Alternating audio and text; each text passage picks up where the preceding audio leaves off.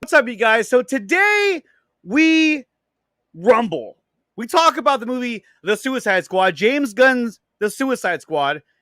And I'm going to have a whole panel of guests on here talking about what we liked, what we didn't like about it, and what was just the really shitty parts about it. The good, the bad, and the ugly of James Gunn's The Suicide Squad.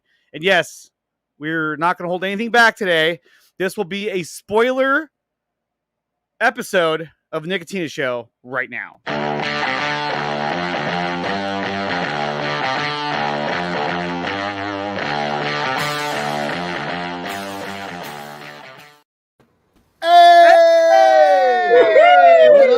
What's going on?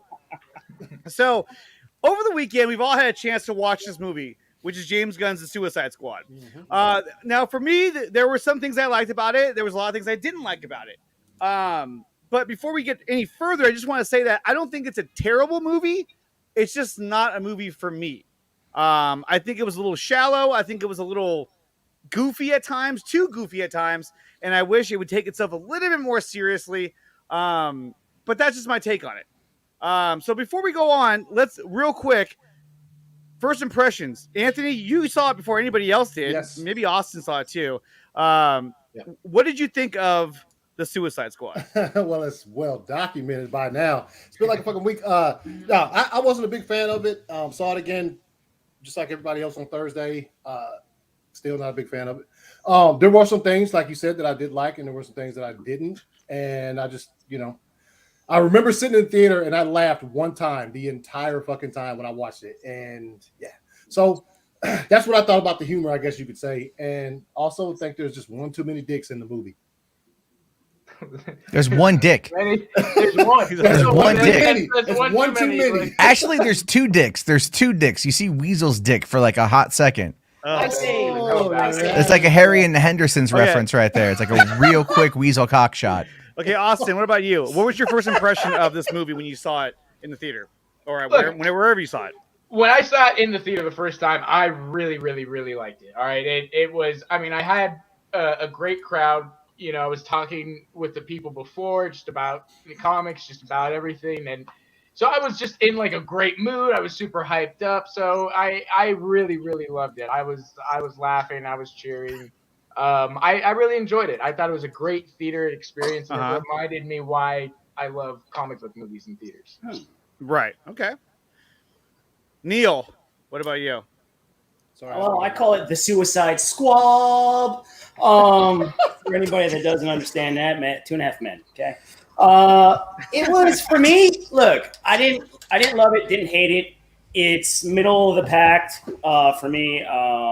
There were some enjoyable spots for me, but from when I watch a movie, but look, before I even go on, this is not a movie where I was trying to sit there and find any intellectual stuff in it or anything like that. I did an empty my hat moment, Ghostbuster style. Just empty your hat, all right? Just go with it.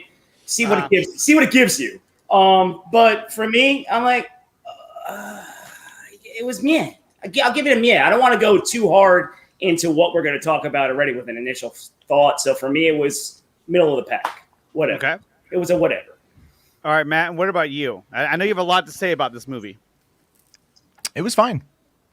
It was fine. Yeah.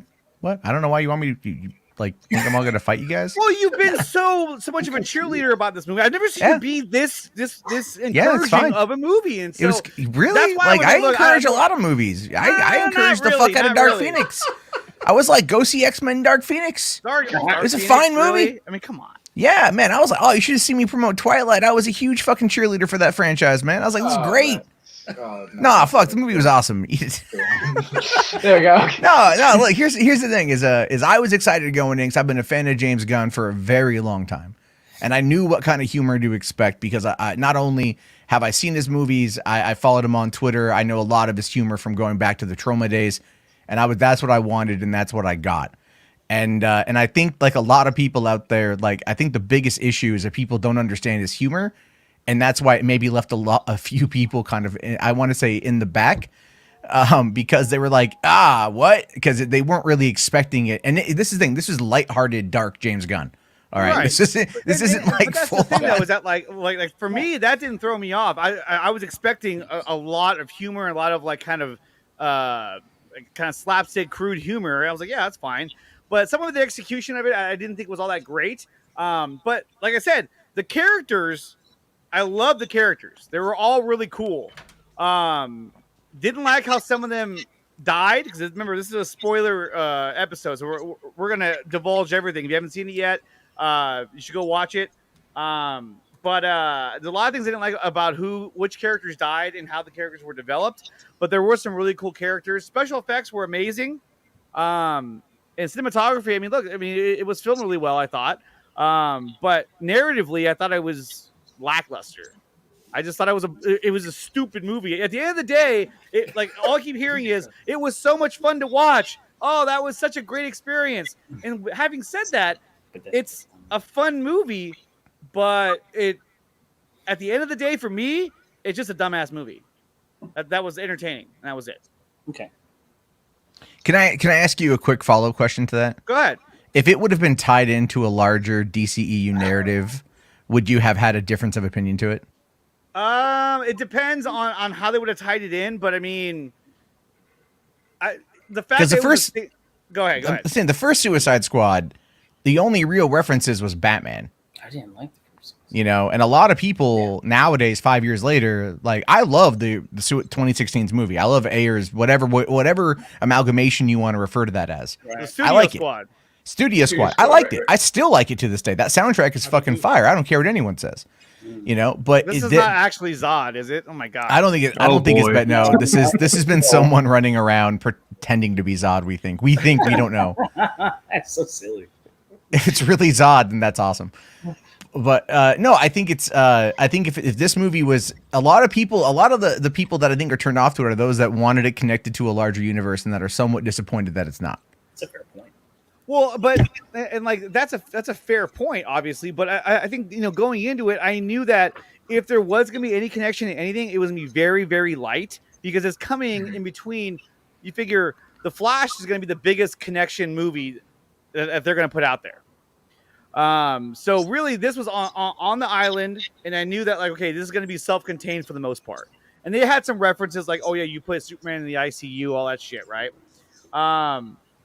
But I mean, to me, it was just it comes back to the story. I just thought narratively it was just a very weak story, and it was just like I said, it was just kind of silly and stupid. But if that's what you like and that's what you're into, then that's fine. You can like the movie, but that's where it lacked for me. But what exactly about it was silly and stupid? I mean, the overall concept is a team of you could call them elite soldiers if you want to, right? I'm just going to broad specter this whole thing, right? Broad spectrum. Right here you go. Roosevelt's a prime example. Very fun, great action, great characters. That's it. That's all. Put that on the poster. There you go. Roosevelt.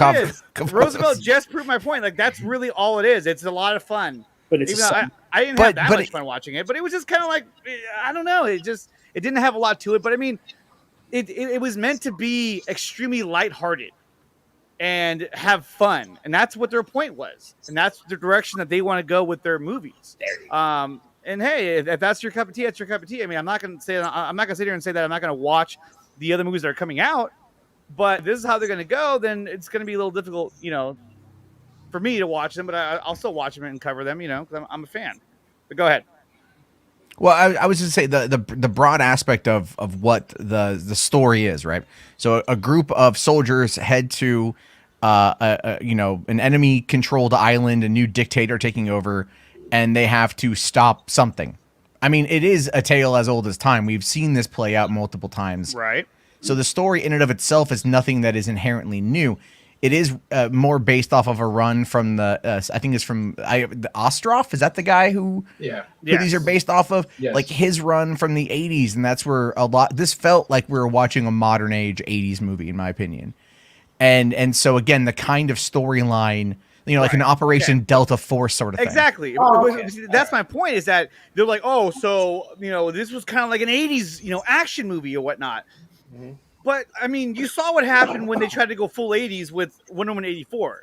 It fucking sucked. No. And so, No. but Hold this on, is another that, version. That Another is not take a on wait. it. Whoa. That's not a fair comparison. They tried to go full 80s on that one. They They tried to go. They claimed 80s. They clearly lied to everybody about that because there wasn't even one goddamn 80s song. This is more of what you feel about the 80s, the vibe from the 80s. That was literally placed in 84 with no 80s music.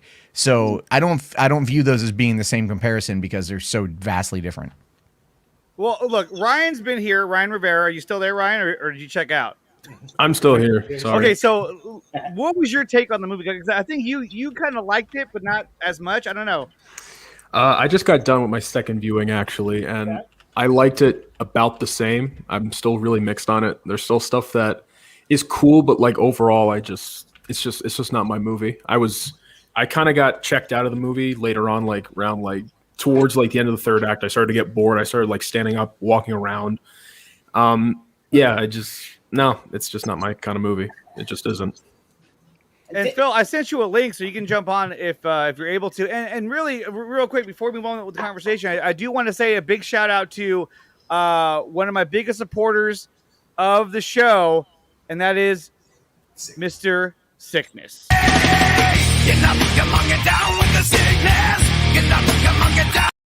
Who's also the first member of the channel as well. So that's right. If you want to become a member, click on the join button down below and you can be a member of the channel. And he was the first one. So Sickness, thank you very much. Also, Easy Talk with Extended was also, he was a second member. So thank you so much to both of you guys. I haven't made a graphic for it yet, but I will. But thank you so much. So let's go ahead and start breaking down the characters now. Okay, so there was a lot of characters in this movie, and I like that. I like how they had a good selection of characters. A lot of them were kind of useless, and they were just kind of put in just to look stupid and die, right? So, I mean, a lot of them were just there just to die. Like TDK, Javelin, some of them, yeah, but Long Gal. I mean, they were just there to make a cameo and then fucking die. Like, for you, it was stupid. For me, it just meant there's stakes to these movies. I mean, look, this isn't the comic book. You know, I get that. You know, we all want like never is. So I like that in the movies. Yeah, there's more stakes to it. People need to die, and I like that. Just that first couple minutes, it's straight up. Yeah, everybody, and that even characters that you think wouldn't be on the team, Rick Flag and Harley Quinn, that even they're not, safe. Amanda Waller's put them in a position to die. What's up, Prima? When it comes down to this whole thing, like, does anybody before we go on, right? So like how we're looking at this movie, does anybody really care about the Suicide Squad? Unless they're thrown into certain situations with the big characters that they go against. And now this movie is just viewed upon as just a ragtag mishmash of shit. So, but what it does, and Nicotine is setting it up now, is you go into the characters. So if each person that kind of goes into the Suicide Squad goes, all right, I can't wait to see King Shark just do his thing, and he does his little thing. And then that's a big thing for that set on person. And boom. I mean, I feel Suicide Squad's kind of like, yeah, you have popular characters in it, but not a lot of people give two shits about it. Right. So, and I'm not saying a lot of those characters should have survived. I don't mean that in a I bad didn't way. give a shit about a lot of those characters, and that was the point. But I did not like that right from the get-go. We lose a character from the first movie, which was Captain Boomerang. Like I was like, why? I was like, they're going to kill off Jai Courtney right away. Like, okay, well, whatever. So I was willing to live with it, but I was like, that's kind of sucks because I actually liked him. I like his portrayal of the character. Yeah. As soon as he came on screen, I was like, there's fucking Boomerang. Like, I can't wait to see him. He kills like two people and then he gets incinerated. Yeah, but but why does he die? From the trailer too. But the question is, though, why does he die? He dies because Mongal ran up, grabbed the helicopter. Right. Because there was no unit cohesion. There was no leader. Even moments after that, when Rick and Harley are pinned down, Rick even goes, "I didn't pick the team," because Waller sent them all in to die. Right. That's the whole point. Yeah. That's the whole point. Waller sent them all in to die. Mm-hmm. So what are you bitching about? Like, that's the plot of the movie. Is she sent? I mean, you can be upset that I didn't want him to die. I love Boomer. I love Jai Courtney. But they all were sent in to strictly just get killed. Because even with Savant at the end there, she killed Savant because she knew he wasn't going to do anything. So she blew his head up. It probably would have been a good idea to hold this movie back a little bit so it felt tied into their new universe more. You know what I'm trying to say? They don't have a new universe though. Well, like that's the whole point. But they're trying. You know? No, well, they're really not. They're really not trying. No, it's all. Hold on, it's all the DCE. It's still the DCEU. Flash, Aquaman 2, Black Adam, Shazam 2. It's all still tied into this same world. The only things that are different are the Batman and the Joker sequel, and there's one other one coming that I forgot. But ultimately, it's still tied into the 2017 movie. Yes, it's still It's and the thing, I know we all wanted to continue off a Snyder cut. That's just not going to happen. That's not reality. We're not talking about that, Matt. No one has brought that up. I'm just saying it's like the 2017 movie. I knew you're going to fucking go to this, but no one's even brought up the Snyder cut. I'm not. All you're I'm the first one to bring that up. All I'm referencing it is just the continuity of which we are in right now is tied to 2017, as a regular Neil just said. I am just confirming his point. I am simply giving, backing up his point. That's it. Yeah, no, but that's what I mean. So it's tied to a universe. Right. But I don't see, none of this really bothers me. That's why I didn't do a review on it, because I'm like, I don't give two shits about the Suicide Squad. I just wanted to see what it was going to give me. And I was like, okay, I get where they're going with everything and how they're going to set it up. And I get what every side comes from, because if you can't look at this whole fucking thing from every side, it just goes the wrong way for you in a way, especially if you have a YouTube channel. Okay, trying to do the thing. Real quick, Q with the $5 super chat says, who will be putting on underwear only in a jungle where bugs and mosquitoes are on steroids there? Look, I get the whole underwear part, but I do not. I mean, I just didn't find it funny. That was pointless. Funny. I didn't find it funny because when he first came out, the whole scene you see him wearing it. To me, it'd have been funnier if he would have came out and then as they were arguing, then Bloodsport goes, and what the fuck are you wearing? And then it shows he's wearing his tidy whities the way he's wearing it. Then it'd be more funny, like, oh shit, he's been wearing it the whole time. What the fuck? Instead, you see it right off the bat, and you're just like waiting for that joke. You're like, okay, so they're gonna bring this up eventually, like, oh, and then there's the joke. I'll give you that. Yeah, I'll give Yeah, you that. they let you sit with it for a while before they did it. They let you. Sorry, go ahead. Yeah, they let you sit with it. You're like, there's this dick. What's he doing? And then like the thing is, you're waiting for people to respond, and it took longer to get there because Gunn was messing with you, the audience, in that moment in time. So the idea was that you're supposed to go, when are they going to bring it up? When are they going to bring it up? But like for me, I don't know. The one quick half-second shot of a dick flopping backwards apparently has gotten a lot of people's attention. So if honest, I didn't even notice it. Four frames of I didn't notice it the first time until it was pointed out. I went, oh yeah, there's his dick. Oh, I saw it when it happened. Yeah, I was like, oh, there's. Of course, I'm like, there's his trident, that fucking walking tripod. That thing was huge. Hey guys. Okay, Phil, What's up, I know Phil? that you aren't the biggest fan of this movie as well. Phil, give us your take on the movie before you start breaking down the characters. When you say not biggest fan, that's true to an extent because it's not really my favorite in the DC films catalog. I have it last on my ranking. But that said, I don't necessarily think it's a terribly bad movie as far as James Gunn's concerned. I don't think it's his best movie for sure. I think that's still Guardians 1 as far as his superheroes films are concerned. But more often than not, there were just some really big creative decisions in this film that I just was not a big fan of. Specifically to your guys' point, like killing Boomerang within the first 5 minutes. I didn't like it. Yeah. I wasn't a fan of that. And like what happens at the end with Amanda Waller and her collective, crew of people and working internally, like I just felt that was really mishandled. And especially the whole thing with Rick Flag dying at the end, that was just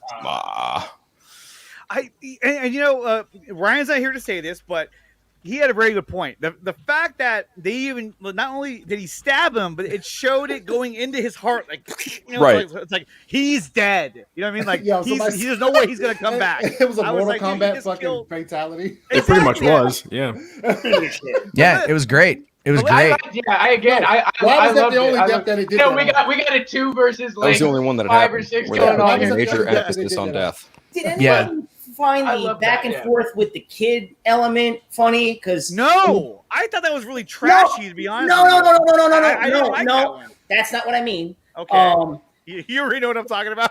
No, when you start off the movie, okay, this is where because I watched it the second time, so I started catching some things. So Rick Flag starts off with Ice Age, the Ice Age squirrel that I call him the yesteryears, sitting down. I know he's Weasel, but he looks like the fucking thing from Ice Age. He was like fucking useless. Yeah. But he goes, yeah, he killed 27 children, so he's all right. But then we get to his arc at the end, and he's like, they're doing kids, they're testing them, and he's going to bat for it.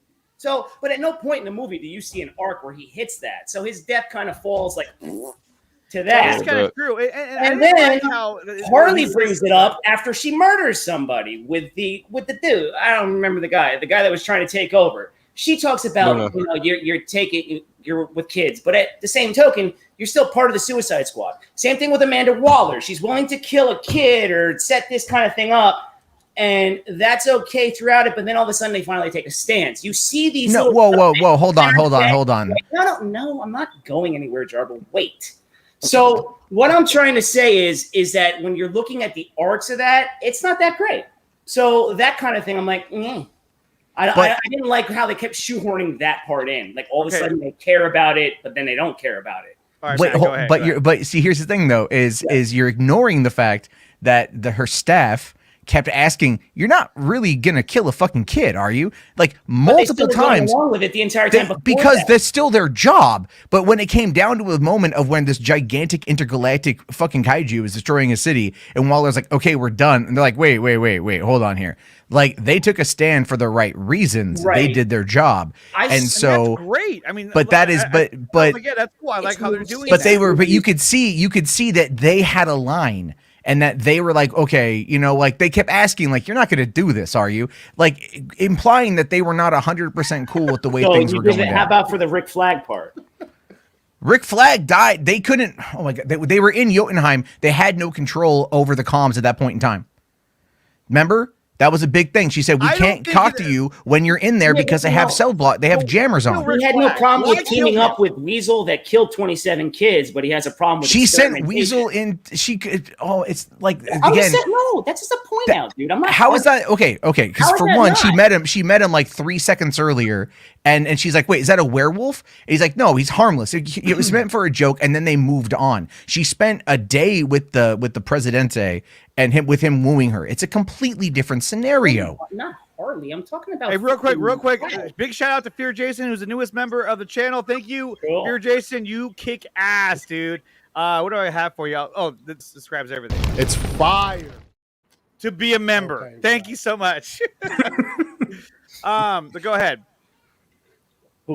What do you want? No. I mean, we just have a little different opinion on that. But I don't like the fact that I get what you're saying. I don't like that Rick Flag says he has no problem with him killing 27 kids and shrugs it off like a whatever. It contradicts what he's saying. It's a contradicting moment to his death when he's fighting for it. That's such a weird take because it literally makes zero sense. It's a weird take because he is the guy. So connecting dots. He's not connecting. No, he's not connecting dots. That is a very malicious nitpick, and it has no overbearance on any of the. Yes. Does he look like a bitch? Looking at it from you are trying to argue a point that has no bearing on the plot. You are literally trying to go to an offhand joke at the beginning of the movie with a character that dies within the next quote unquote dies. So it doesn't matter. They were sorry because you're just going over the point then. Because, no, I'm not because you're trying to connect it to Rick Flag because at that point he's sending because he doesn't know what's going on. And then when they find out what's going on with Starro then he wants more information. Until then, he is under the same idea as everybody else that they're going in to take, to take out this dictator or whatever. That's what they were there to do. Well, but then he finds out that the U.S. government has more involvement in this situation. Then he's like, well, I got to say something. You know what I mean? So his understanding of the mission at hand at that moment in the beginning when he made that comment has no bearing with what happened at the end of the movie. Just none. Now you're overthinking it. No, I'm legitimately explaining the plot. Like if that is how overthinking works in this group, then my God, let's go. No, it's not an overthink, dude. Oh my God. It's a clear fucking thing. It's not a clear thing at all. It's not a contradiction at all. No, it's not. At what point do you see these people really saving kids from buildings at any point? And then that's like the focal point with everybody has to say something about a kid. The only one that has that moment where it makes sense is Bloodsport. And his connection with Ratcatcher 2. But that is also a relationship that was built over the span of the movie. Which is a good relationship. It's a great relationship, yes. I think that's a good relationship. But I just found the other time. Weasel was weird as fuck. Yeah, he was a little weird. Yeah, obviously. Weird For and the useless. 2 seconds that he was in there. I think we're hearing nitpick, right? It's a little far-fetched that Rick Flag, a military leader, military special ops soldier, would be perfectly fine with a character like Weasel killing 27 kids, but when it comes to finding out that, wait for it, a whole population of people have been experimented on for 30 years. It's not just children, it's women, it's men, it's the whole nine. It's like, yes, this is partially your government's fault, sure, but at the same time, it's like, dude, you've been working for Amanda Waller. Just delete the records and move on. It's really is kind of like to Neil's point, it really doesn't really line up and make sense too much. No, that is overthinking and a nitpick. That's all that is. I just see it as look, what's Rick Flag really gonna do? Is he doesn't have like the authority. He doesn't pick he tells it to Harley. I didn't pick the team. I don't pick the team. And so I think as far as that goes, it's not like he can choose, right? Whether he, Weasel is whether he likes what he does or whatever. It was in that other moment, yeah, he had more of a choice there. He can take that evidence and hold on. So that for me is kind of how I understood it. I didn't see it as a contradiction, but that was just how I understood it in that way. Jarbo justifying his point by trying to invalidate others. Whatever. No, it's called being right. There's a difference. I'm sorry. It's just no. If you're gonna argue and nitpick, back it up with some actual evidence. Don't just try to connect it to the third act of the film with nothing of substance. No, it's like there's a difference. disagree. There's a difference with going like, well, this is Weasel, this is what he did, versus let's walk in and see all these people that are all part of a hive mind and all these experimentations and all of this shit that's been happening for 30 years right here in front of me, and then having that realization. Like it just, the two are completely not even on the same level. At the end of the day, I still feel like they should not have killed off Rick Flag. Because if this is a connected universe, if it is, then we won't see him ever again because they killed him already. Yeah, and that sucks, but it's also stakes. It's stakes. Yeah, that's what I why not kill Ratcatcher? Why not kill another character? Why Joel Kinnaman's character? You're right. You're very right. It could have been any one of the kids. You're right there. But I think for me, it did have to be one of the members from the first film. That's why I agreed with. Well, they already killed off one of the members. Yeah, they already killed Boomerang. Yeah, I understand. Right. Yeah, he didn't even stand a fucking chance. This one was. Yeah, we all know he could have. One was, I mean, for me, was definitely way more emotional and more. I agree. Yeah, I think his death was. I wouldn't say it was pointless, but this it isn't the comics where it's going to run for 9 or 8 or 10 runs. It's only going to be maybe 2 more movies. If we don't know, we don't even know how many more Suicide Squad. They're not getting another one. So or they may not be getting that, even if that's the case. For me, it's stakes. It's different when you're watching a movie than when you're reading a comic book. Like you can't hold those two at the same bar. It's a good point. No, I don't disagree. I don't disagree, and also, the Suicide Squad as a whole, the IP. I mean, if you think about it in terms of like how popular in terms of the other DC properties that have come out, it's kind of a mixed bag, honestly. I mean, look at Wonder Woman, look at Aquaman, look at Shazam. Like a lot of those other movies just have like a better reception with the audience, and like I don't know that this movie in particular carries that same kind of weight, because of the fact that it's R-rated amongst other things, Well, we don't know how the audience on HBO Max really responded to it. Why you put me up what you said? Yeah. Boomerang got killed by trees, and he got destroyed by a helicopter. Yeah, that was unfortunate. Thanks, Mongal. Yeah, Mongal just ruined everything. Well, I mean, isn't she's an entire she's an alien that wants genocide, so she doesn't care, like she just went in there to go and she did something stupid. That was the whole point. It was so everyone just charged, and these aren't soldiers, these are criminals, these are villains. They're out for themselves, and that's kind of the whole point. Is unit cohesion will work. When there's no cohesion, it can get everyone killed, and it did. But I mean, Okay, get killed so- by fire though. Like it's a descendant of Mongol, like the Superman villain. I mean, Okay. I don't know Let's about go that. next No, she was character. also Yeah. pinned down by the flaming wreckage. The fire I thought- shouldn't I have killed her, actually- to be honest. And she I totally don't care. burned It up. was a I was funny like, death. "Fuck." I don't Yeah, I think was like, so. whatever. I But thought it see, was you know, just. but you know what it was though is that like when you compare those deaths to the deaths in Deadpool 2, I thought their deaths were done better and were funnier in Deadpool 2 than they were in this movie. That's just my take on it. What did you guys think of Bloodsport? Ooh. One of the best characters in the movie. I thought he was kick ass. I actually Yeah. liked his character all the My way around. favorite character, Matt, what for did you sure. think about him? Oh, he was great. He was great. And I love his suit. I love how like his weapons like all over his body, basically. Mhm. But his technology kind of reminded me of the Predator because it was just kind of like he was just building shit out of nothing. You know, it was like, oh okay. But I saw that gripe today. I think on Twitter or something. Somebody was like, "It seems like magic." And I mean, yeah, Dawson? Dawson said that. He was Is like, that yeah, I was Dawson? like, he was like, man, so- magic. Yeah. I was like, I guess. And I get. You're right. You are right. Like the stuff comes out of nowhere. But for me, I'm like, dude, if you're already accepted a movie with like a talking shark, And Starro. and Starro, yeah, I think. You know, like you can't go too far with It reminded me a little bit of the logic, you know? nanotechnology in Infinity War. How Yeah. it like Right, assembled right. like that. So- Reminded me a little bit Yeah. of that. But Yeah. It's never for overall, nothing, I man. mean, he really carried the movie. But the problem I had with Deadshot, there we go. The problem I had with Bloodsport was that the entire time I was watching his performance, which I think he did a good job. I mean, I enjoy his performance, but I kept thinking, this is supposed to be Deadshot. So I kept imagining Will Smith doing those parts and like, how would he have done that? I don't think Will Smith would. And it sucks because like sometimes I would be thinking about Will Smith because it really felt like that was supposed to be Will Smith's Deadshot before he said, I can't do this movie. And they said, oh shit, now what do we do? We're making Bloodsport. Who's that? Who cares? Okay, let's do it. And then we ended up with Idris Well, Elba, who they did kind a of good job. They joked at that movie. And I think I'm it's sorry. great, honestly.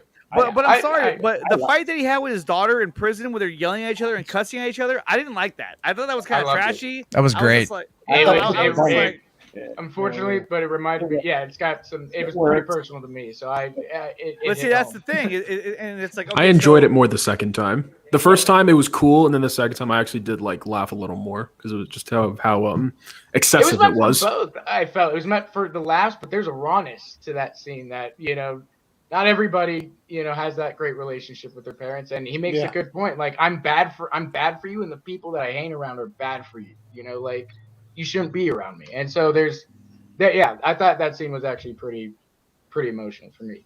Now, RJ, I'm not saying that he felt like Will Smith, but to me, it felt like that role was originally intended to be Will Smith, and they had to make changes to it to make it fit that character. So I kept thinking, okay, 'cause I mean, for the most part, they're very similar characters. So that's why I was like, okay, I kind of feel like this was originally supposed to be Deadshot. He turned it down, and they had to redo the character a little bit to make it fit Bloodsport.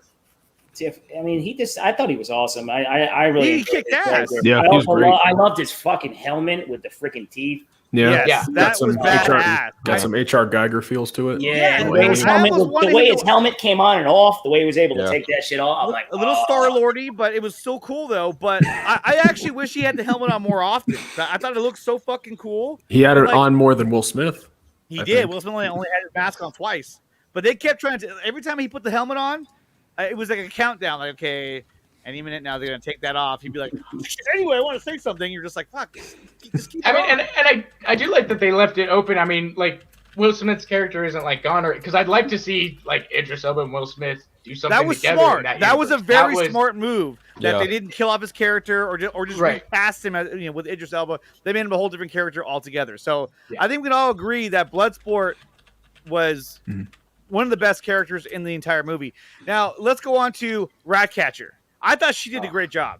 Fire. It's my Fire. girl right there. She's fire. She's Fucking amazing. Bay Catcher is fire. Yeah, Bay Catcher. Hell yeah. Dude, Great. oh my god. Really, Hey, really shouts out good. You all are grown men. I just want to say that. I Like didn't Bay say that. Catcher? Baycatcher. Hey, Come on. I mean, I liked her too, but He was good. No. Hey, I got that from Truth. Truth shouts out to Truth for just a little sus. Little sus, if you ask me. I don't give a fuck. The only thing is that when she started to Ryan, describe you're her backstory in Yeah. the bus, when she was like, "My father, the original Ratcatcher. I was kind of like, okay, what are we doing here? Like, this movie is not deep whatsoever, and now you're trying to add layers with the story. Like, the story itself didn't bother me, but I was kind of like, well, why are we trying to take ourselves seriously now? But like to me, every time like they try to go into the backstory, I was like, I want more. But then it just gets like passed along. I don't know. Maybe it's just me, but I felt like there could have been more, just a little more character in the movie, a little more. I actually like that Taika Waititi was the OG Ratcatcher, but I wasn't really a fan of him. Like in his, I wasn't really too huge on that aspect of it. On which part? Of him being a junkie. Of him being. Oh, okay. Yeah. I just thought of the Ninja Turtles villain, so I didn't know anything about Ratcatcher. His hair and shit. I enjoyed her performance. I thought she did a good job. You know, when she was on the screen, she was entertaining. I liked her interactions with King Shark. I thought that was good. So honestly, her funniest scene is when she tells Thinker, "Do you want a dozen angry rodents up your ass?" That was that was pretty funny. She played the role really well. And everything she did, she pulled it off extremely well. So I think another character that everyone has been really in favor of would be Ratcatcher too. So yeah, she did a good job. So then we go over to King Shark. Oof. Love him. He was cool. I felt like he was a little underutilized. Underutilized. I wanted one moment with him when he fucking run. But when he had that moment where he fell, I wanted him to go fucking psycho King Shark and just run around. I was waiting for that moment where he just all those soldiers. I wanted a warehouse sequence style of just King Shark going ham. That's what we needed. I was like, come on, Gunn, you would do that. Like when he was rising up about to rage out, he bites one dude's head off, and it's like, and that's it. And then he's like, he just stood there like, huh? I think visually, King Shark looks, pretty close to like the Harley Quinn show, King Shark, and a couple other incarnations, and I think he looks pretty awesome, all things considered. But like the personality and the way they wrote the character, it was. I mean, I like that Sylvester Stallone voices the character, but I really wish that they would have just made him just a little bit more intelligent, just a little less idiotic. Yeah, make him more like Rocky. The look is fire. Dumber than dirt. There we go. The look is fire. Some of the shit you see him do, but yes. The one and this is fucking really the one on the Flash show, way better. Like personality wise, a little bit smarter. I didn't like the way he was a dummy. Like he was a big dummy, and they were like, "Oh, he's a descendant of a demigod, a demigod." But like, he didn't know that. He was just like, "Oh, what?" Like, I don't think he knew who he was. Like, I don't expect him to be like with a pair of glasses on, reading. I don't expect him to be like the Harley Quinn show, but like, Professor Shark. I'm not expecting that. But he had some really cool scenes, and the special effects that they did for him looked phenomenal. Yeah. Like it didn't look like a fake shark sitting there, like super. No, it looked so clean. I was like, wow, this is really, really. I just wanted him to kill more people, but he was underutilized. In every battle, he killed one person. Yeah, he only killed 3 people. Yeah, when they attacked the rebels, he ate that dude. And that was a great shot. That was a really good shot. Yeah. And then when they attack the army, he kills that one dude and he has his head in his mouth, which I was like really cool. Yeah, then he ripped the dude apart. Which was a great shot. All his deaths, the ripped apart shot was amazing. But all his deaths were really all the people he killed, the 3 he killed, were probably some of the most memorable shots of the whole entire movie. But there wasn't enough of it. Like kind of like what who was saying it earlier that you wanted to see King Shark go into rage mode and just fucking tear everybody apart. But we never got that. I said that yesterday too. Yeah, it felt like every killed somebody, he would just be like, ah, and he just kind of would stand around. Everyone else starts shooting everybody. You know what I mean? You're just like, well, where the fuck is King Shark? And then those little fish that were trying to eat him. First, I'm like, okay, what are those? Oh, they're alien. They're not even from Earth. I thought they were fish at first, and then they're trying to eat him. You know what I think they are, Andre? What are they? I think they might just be a product of Project Starfish, maybe. Probably, but they were trying to eat him. Makes sense. But they weren't attacking anybody else who was trying to pull them off of him. Like they're all pulling them off, and like they weren't trying to eat them. They were just like, oh, I want more King Shark. Which I was like, okay, well, why are they attracted to him for? Like, they were actually able to damage him more than like the Corto Maltesian army did. The bullets just bounced off. They actually like bit him and shit. So now there is a whole argument out there that this is that the Corto Maltese army was like was depicted poorly because because they're Hispanics and all this.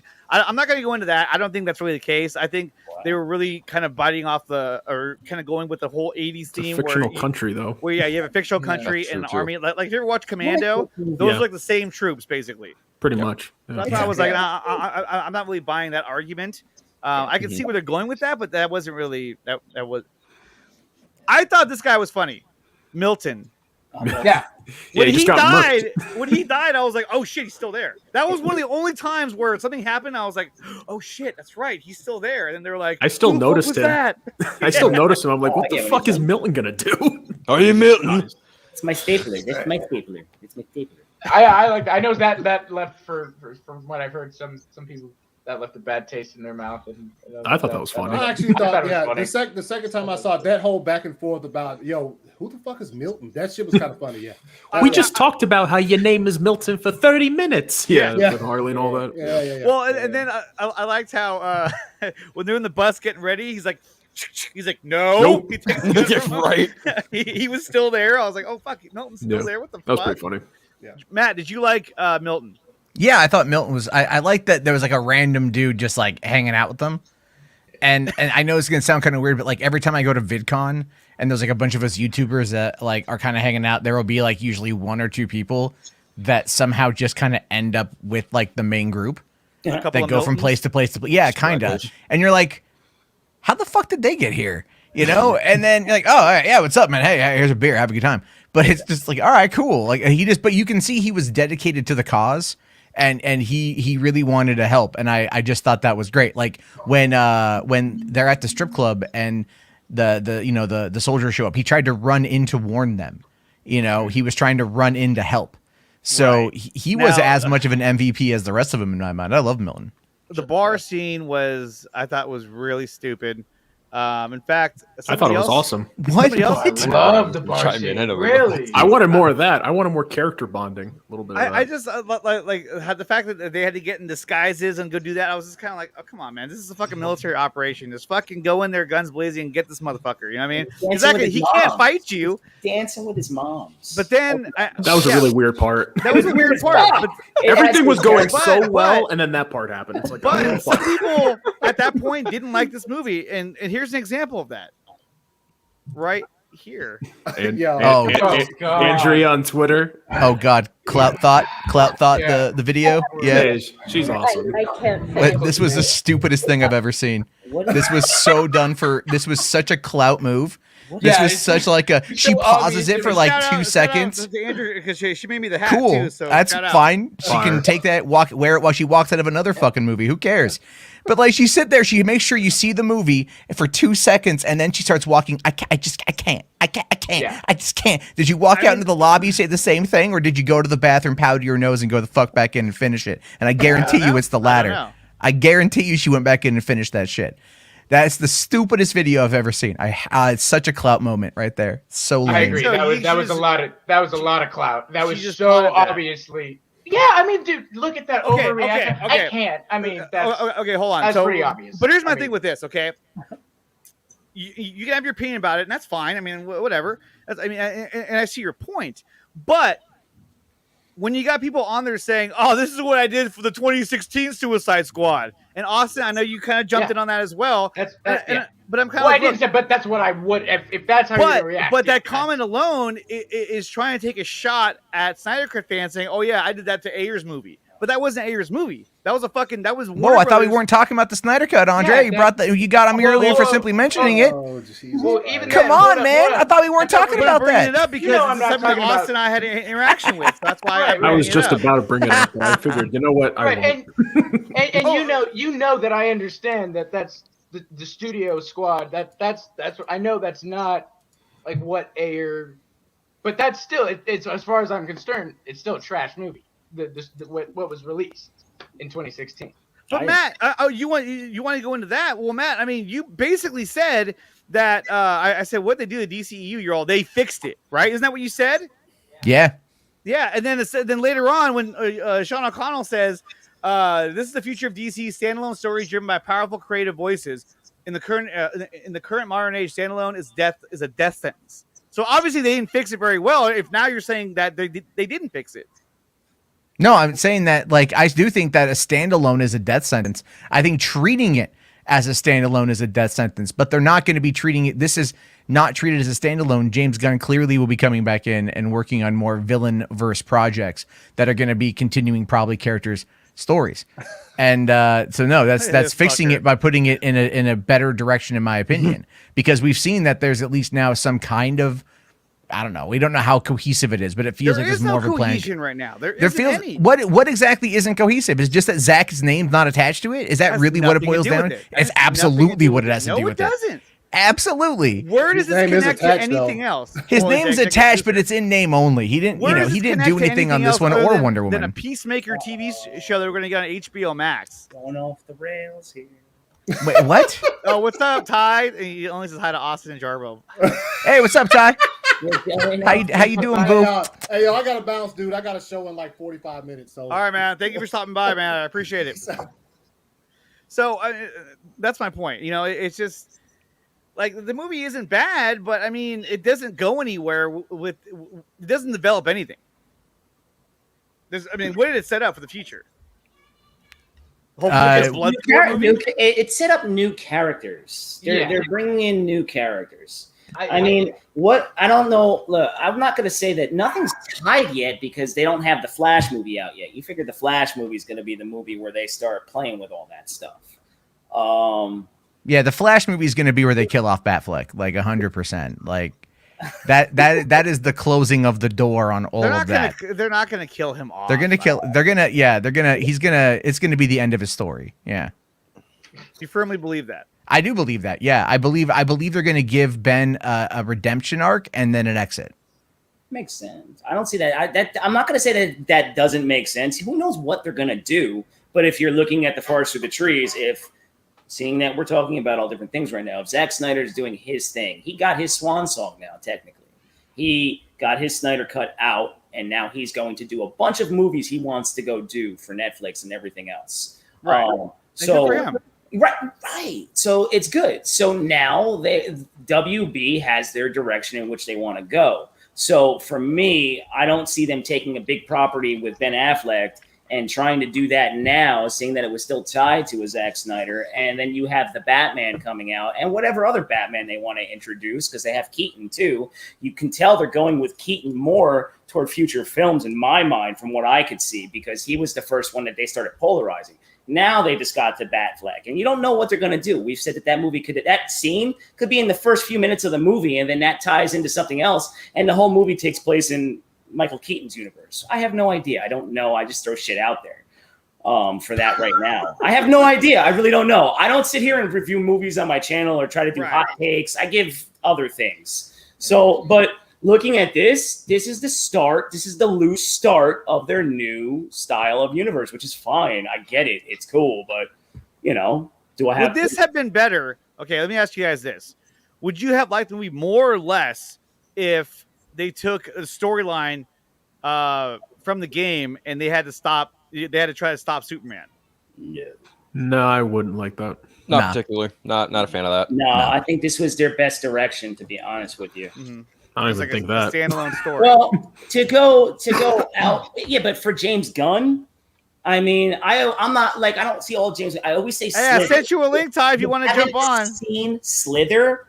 That movie's like this movie's kind of got a little bit of the Slither vibes to it.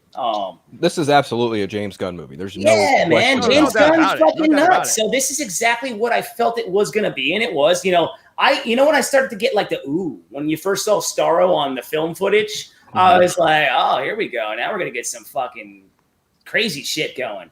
And it would have been cool if they spent a little more time. Yeah, whatever. But that wasn't the point of the movie. I felt that the point of the movie was to just, you're bringing in new characters. Let me show you some of the shit that they can do. We're going to throw some stuff in. Yes, some of the deaths, I know people didn't like this and that. It could have, whatever storyline tie-ins you want to tie into it with.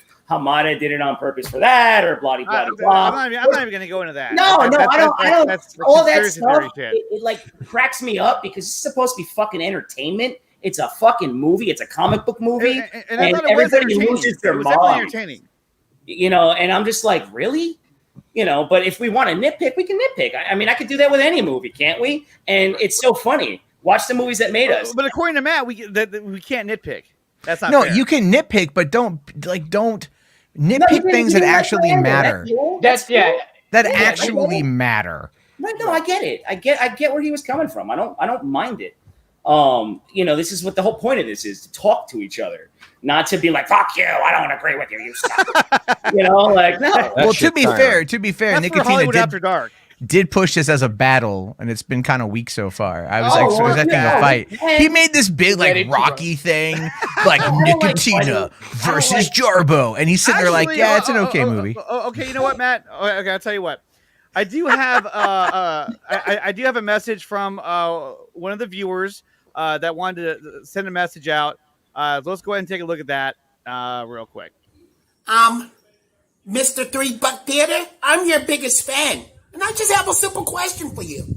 Sir, can you explain Rick Flag hiring Weasel to be on the Suicide Squad when he killed 25 kids and then got mad at Peacemaker for condoning the experiments on kids in the lab? Can you explain that, sir? And Mr. $3 Theater, I'm your biggest fan.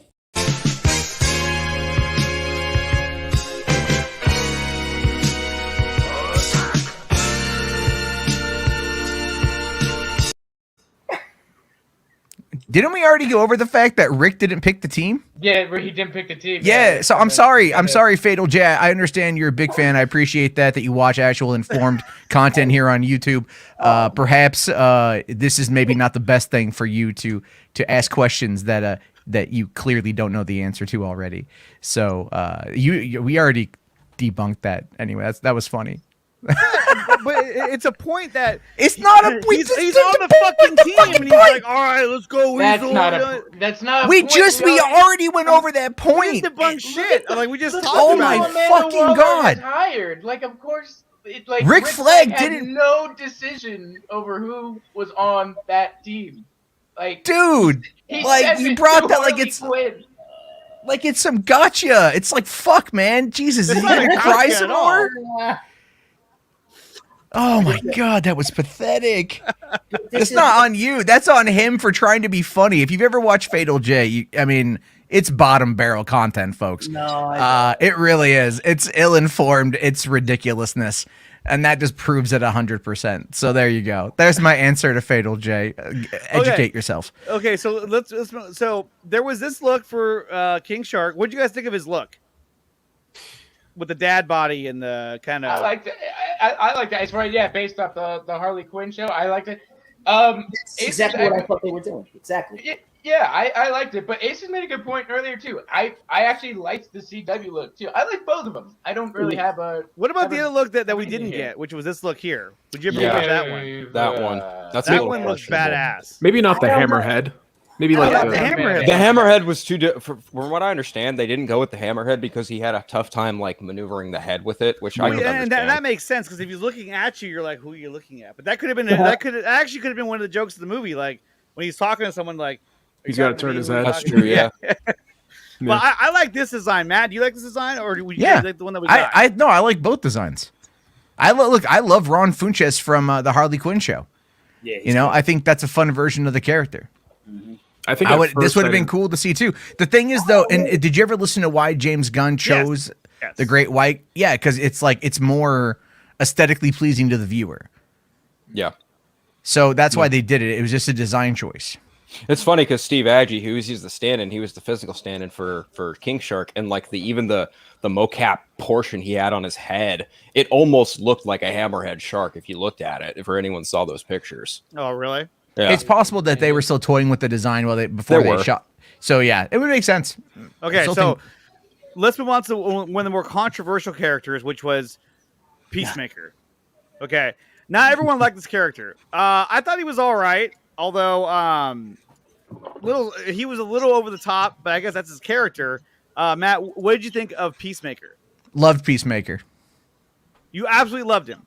I loved him until he killed Flag, and then I was like, oh shit, because I really do like Joel Kinnaman, so I was very disappointed in that death. So was I. But at the same time, he should have died. it serves the character, it serves the purpose. Again, it's to the greater cause of the film rather than, you may not like every choice, but it served a purpose.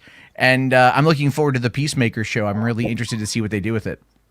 Austin, what'd you think of Peacemaker?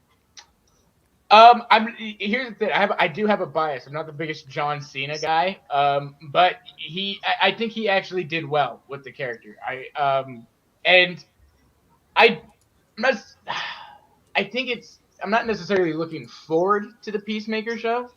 But I trust Gunn enough to make it interesting that he's going to do something with it that it's going to be good. I don't think it's going to just be a for nothing show. So I'm going to watch it for that reason. But overall, I think Cena did well with the character. I think he did well with it too, but I felt that right when he killed Rick Flag, then I fucking hated him. I was like, you know what? Fuck this guy. Then he served his purpose. Yeah, you're supposed to hate him. Yeah, he did. Neil, Yeah, what did you think, very Neil? true.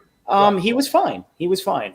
That like I keep saying, it was giant setups for characters. Now he has a show coming, right? And then he was one of the extra credit scenes.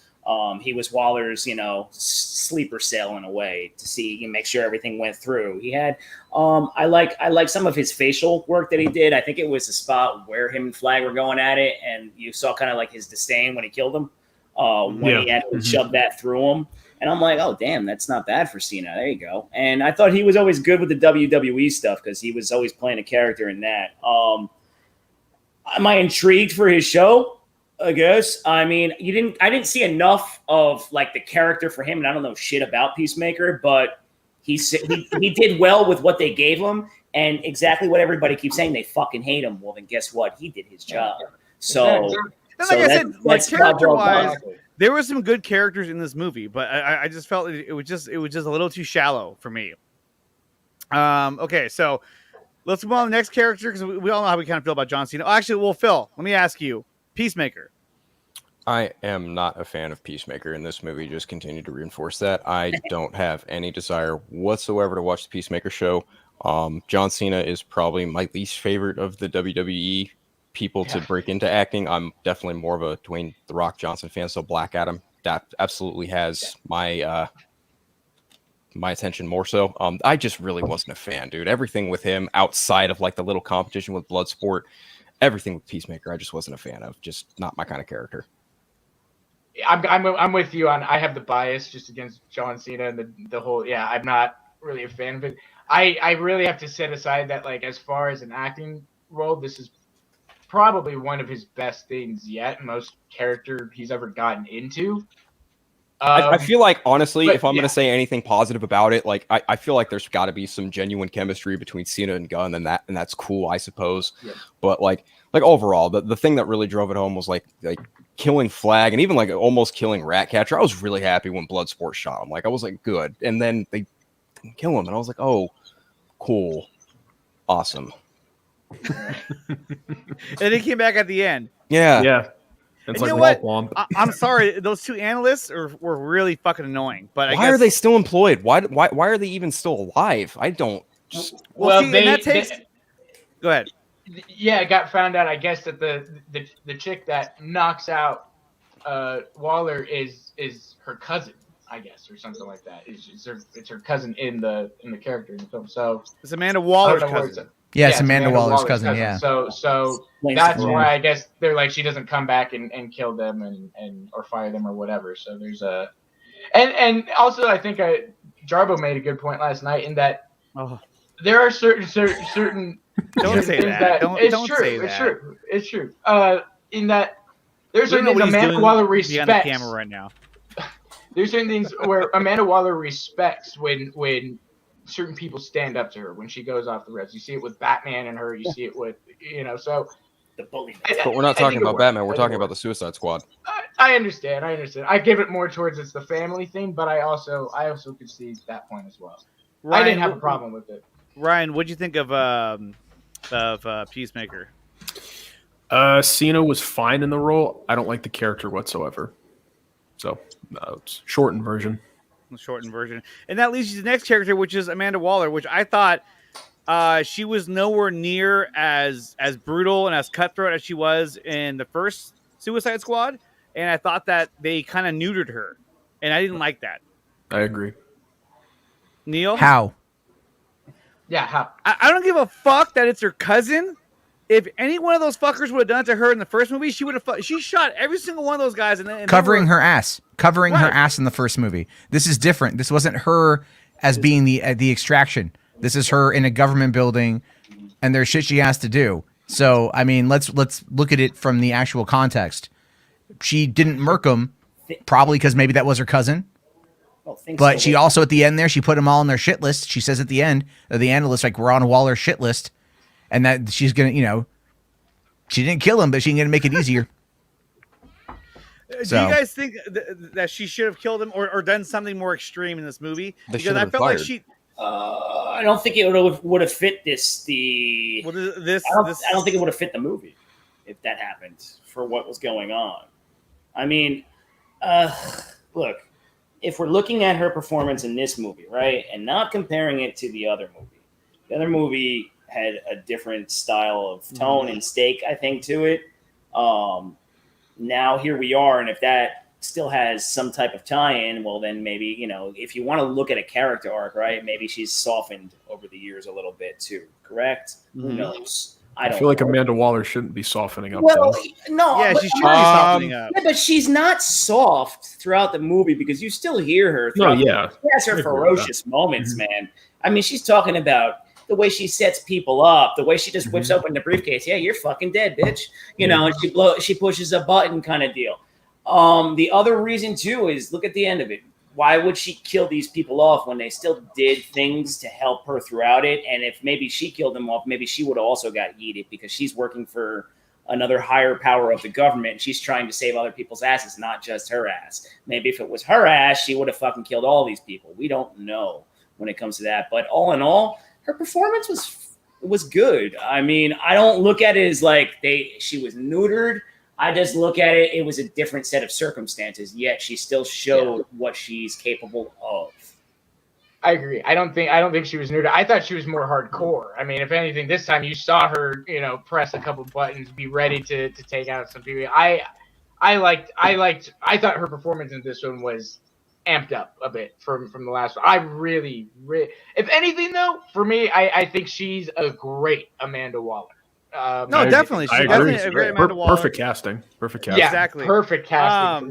But like I said, at the end of the day, it's just a dumb movie. There's not a lot to it. It's just a dumb movie. It's like intergalactic starfish, dude. Yeah, exactly. What? Yeah. What did you expect going in? I mean, are you saying that the first one wasn't dumb? Like, I didn't like the first one. What they put out there was dumb. I haven't seen Ayer's cut, so I don't know how his movie's supposed to be. But the movie that the studio put out, yeah, that was a dumb movie. Yeah. Dumb, enjoyable movie for me. Yeah, dumb, enjoyable movie. That's all it is. Matt, I know you have to go. Thank you for coming on here, Matt. I really appreciate you taking the time to join the panel and talk about this movie. Look, this is a movie that I don't think I'll watch anytime I want. I want to watch a movie. I want to watch Suicide Squad, and nor am I going to say, "Oh, this is the best comic book movie ever," or "This is the best DC movie ever." No, I don't think so at all. No, that's The Dark Knight. The Dark Knight is really good. I am a big fan of that movie. Ill Life believes that Studio Squad is better. I was like, shit. Yeah, no. Look, I'll say my final thoughts on all of this. The people that I've seen predominantly shitting on this movie, a lot of them are in the fandom, and I think there's bias. I think there's a lot of bias that's been there. A lot of the arguments that I've heard are just nitpicky. Nothing that's really kind of spoke to the meat of the story or to the motivations of the characters. We can always have that conversation. This conversation I thought was going to kind of be that, but I didn't realize it was going to be like 6-on-2, which is fine. Well, I have no issue with that. Talk about. No, I mean, no, but then you get to, it takes longer to get to the points because everyone's got to have a say. And it's been a fun conversation. I'm in no way deriding that, but it's like, I do feel that when it comes to it, there's a lot that's overlooked simply for the sake that it doesn't have a certain connection to it. And that's my take on it. Take it or leave it. That's all good. But I would love to go into this further. Always love breaking down the characters, motivations, things like that. And but thanks for having me on. I have no problem being the heel of the argument. So you it's were the all Russian. Bring me in. Yeah, yes. Fight everyone. Well, Red Guardians, everyone here on their period. Anyway, no, if you've seen Black Widow, you know what I'm talking about. But that joke fucking died. I'm sorry. Anyway, I'll see you guys later. Have a good one, everybody. Go watch the movie again, and I don't know. Go watch the movie. Touch grass. There we go. How about that? And he's gone. So let's finish this out real quick, you guys. Harley Quinn. Did you guys think that this was her best performance as Harley Quinn? And also, which one was she better in? Oh. Out of all three of her films, which one was the best Harley Quinn? I'm not gonna lie, I still prefer her in fucking Studio Squad. Yeah, so do I. I still Austin? prefer in Birds of Prey. I liked her in this one, in the Suicide Squad. I thought this was her best. I thought this. Or Phil, let me ask you. What did you think? Or did you give it? Birds of Prey. I Prey. still think mine and hers is still probably Birds of Prey, personally. So, but here's the thing. Look at Jamie thinks that it's best in this one. Okay, but the thing is that her whole storyline about getting married to the guy who's the president of Luna. Thank you.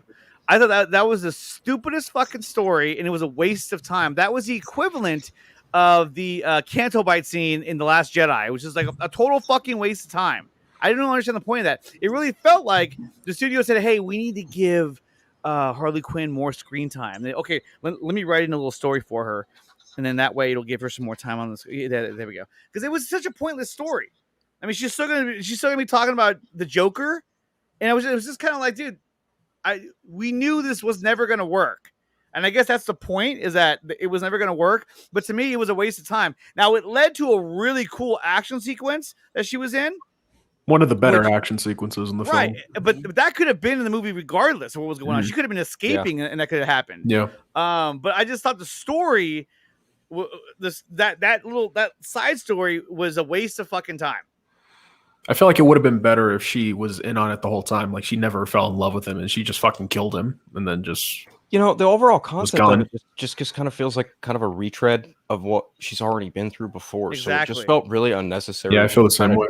Do it again and then have her just come to the realization really quick and then cap him off. It's just like, can we just kind of move her past that? Because that's really why I liked her in Birds of Prey so much, because, she wasn't confined to the squad. She was more out on her own. She was a little bit more, solo to some extent, and, also broken up from the Joker.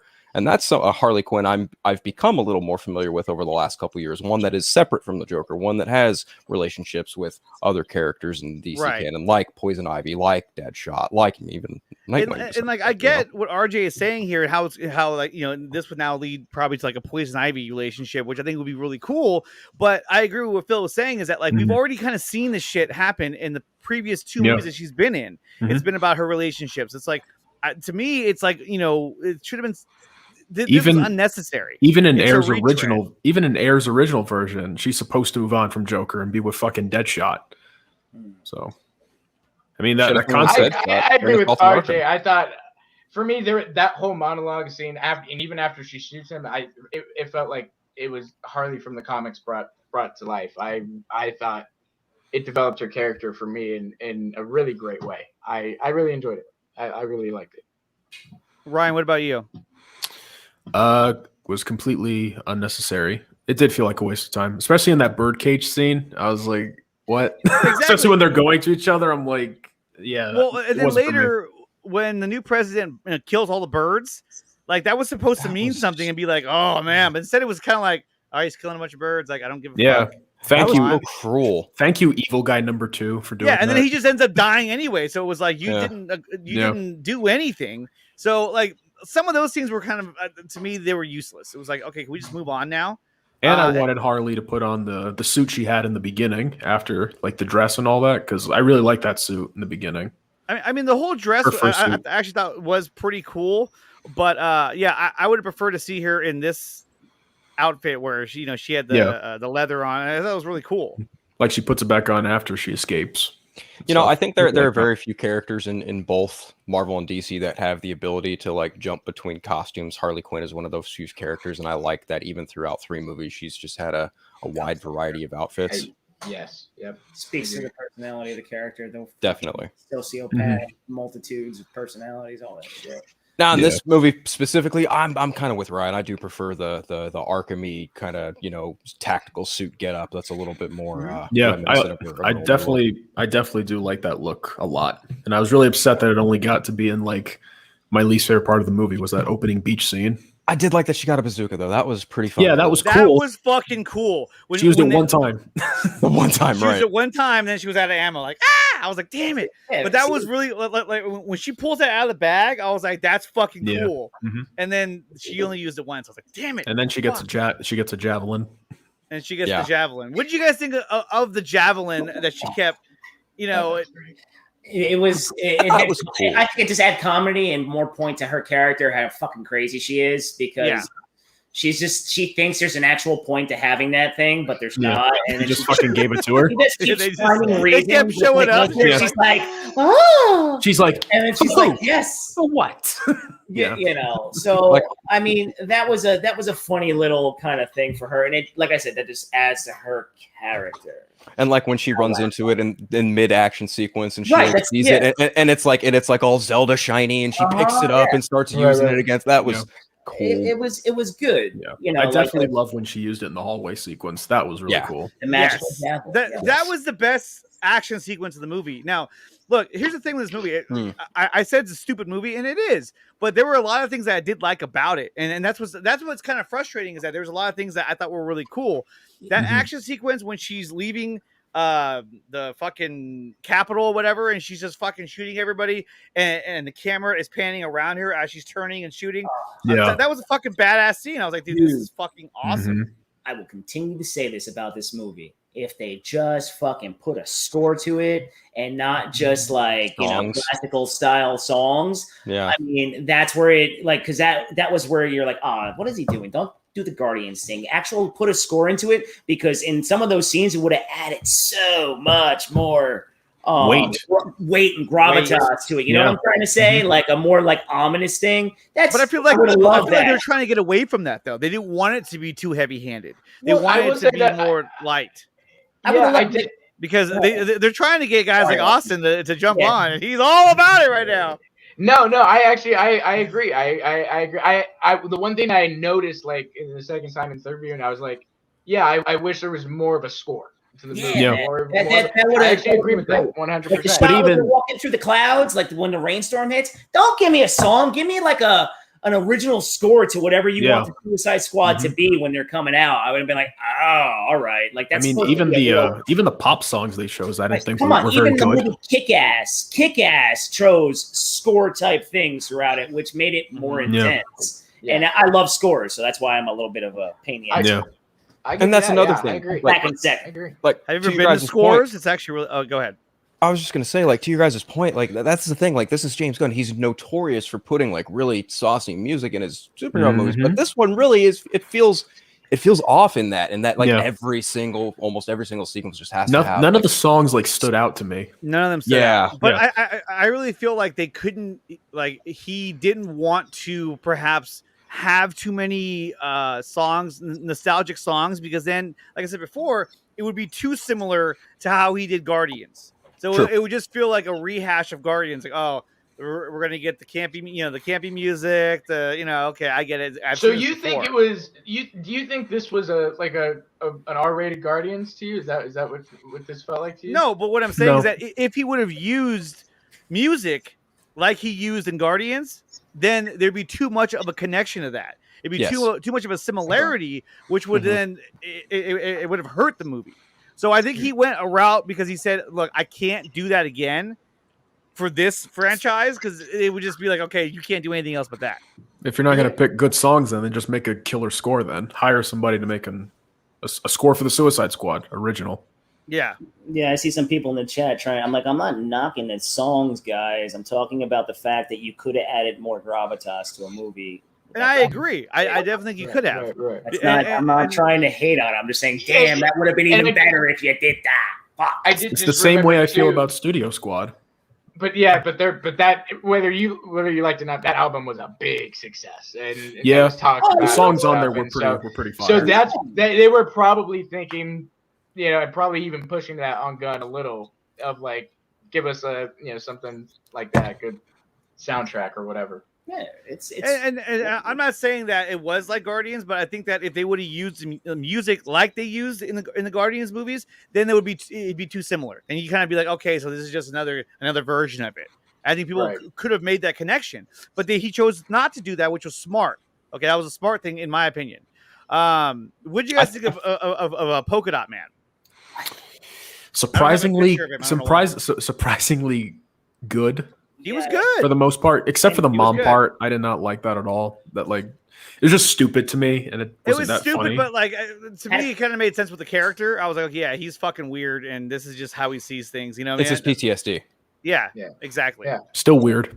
It just wasn't for me. I actually enjoyed that character. I thought he was really out there, and then like I liked the way the polka dots were going on his face and how that whole explanation went. You kind of felt his torment. Max. You kind of felt his pain. You wanted to know, like, yo, did she kill your brothers and sisters and all that kind of shit? Of them. It was right, or was it you because they were in pain, or they, like whatever it may be. Like, whoa, yeah, his character arc was pretty good. I was actually upset when he died.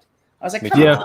I didn't like how he died. Yeah, he just I didn't like that either. Splat. He's like, I'm a fucking superhero. Splat. Like, Trash. And when they showed that shot of him saying, I'm a fucking super, I was like, oh, he's gonna die. I Damn, he died. Well, you saw his arc happen right there, and then you're like, what? I was like, ah. You're like, shit, I wanted more. No, here's something that I will say, though, is that I think that if I would have seen this in an environment similar to what Austin had, where he went and saw it and everyone was laughing and cheering, everyone was into the movie, that's a whole different experience. When I'm watching it at home by myself, you observe it. Then I'm watching it with more detail on what's happening and where things are relating. And so I think if I watched it with a group of people, let's say per se, I think it would have been better because I wouldn't have been thinking that much. But then that leads me back to my point is that I feel like this movie is a movie that you just basically, you don't got to think about it. You can turn your mind off, watch it, have some fun, eat some popcorn, laugh at some shit, and then you move on. I mean, I did turn my brain off. And it still just didn't jive with me. I think just on the terms of Polka-dot Man and, being a huge Batman fan and him being kind of a Batman villain and seeing him done in a couple different ways over the years. And like, and they had a really great actor in David Dastmalchian. He really brought that character to life in a lot of ways. And like, I love that he was just so reserved. And I know this is a really silly thing to get worked up about, but I was really disappointed with the way Calendar Man was cameoed. I didn't like the fact that he was like, oh, hey, Polka-dot Man, want to show up my kids party? You pussy. And it's like, really? Cool. Not my Calendar Man. I mean, not my Calendar Man. Because he more often than not, Calendar Man's very, very reserved, quiet, to himself, introverted kind of character, and that was just really Lecter-esque. Well, that was just a cameo from the actors, is what it was. It was Sean Gunn doing his brother a favor, for sure. Yeah, that's all it was. Yeah. It was just like, but I also got it as like, this is a psycho, like making this already, like this other psycho, like already, like you saw, like his reaction to that was like, he just feels bad, and so I kind of got it a little bit, but also I understand. It was kind of weird to see Calendar Man do that. Come on, Bill. And talk like that. It's just like, just taking some time. I still haven't seen this film. Come on. And the bigger irony is Dastmalchian is the voice of Calendar Man in Batman: The Long Halloween. Isn't that funny? That's pretty cool. Right. Full circle. But back to Polka-dot Man. To Neil's point, I laughed. I did laugh like a lot when it was like, everyone I feel like is a villain. I just see my mother. I don't know why I found it funny, but like when he looked at everyone in the squad and it was like all different versions of his mom, I don't know. I laughed. Now I found it funny when he said when he sees his mom. I thought that was funny. When we actually see it, I was like, TMI. This is fucking weird. I'm sorry. Yeah, it's just sad, but at the same time, it's like that is kind of funny. Yeah, that's why when we're looking at this movie, we're like, fuck, certain things. But look, man, like I said, that's why I said I'm just whatever with the movie. It was fine. It was entertaining. I'm okay. Move on. That's how I kind of am when it comes to this whole flick. I mean, at the end of the day, it's gonna be forgotten pretty quick. Yeah. I checked out of the movie my second viewing like halfway through it. I was like, I'm done. I'm good. Yeah. But for the people that love it, don't take what's said now and be like, like, what do you mean? It's this, it's that. No, it's just one person's opinion. Like Jarbo shitting on what I was saying earlier. I mean, my God. I thought you had a really good point. Even Fatal J had that same point. Look, that's why I don't go on to certain streams, because there's some people that have to be the smartest person in the room, and I can't stand that. So, whatever when it comes to that. But I wasn't trying to nitpick the movie. If anybody, look, everybody nitpicks movies. We can go into all other movies where people shit on this and that and that. It just goes to show you that, guys, it's entertainment. If you like it, like it. You don't have to defend it. You didn't make it. You didn't spend the money on it. You didn't hire the actors. You're just a jackass that goes to pay for it, and that's it. So at the end of the day, people need to chill when it comes to some of this crap and stop getting so analytical when it comes to certain things. This shot was really cool, though. Yeah, that was great.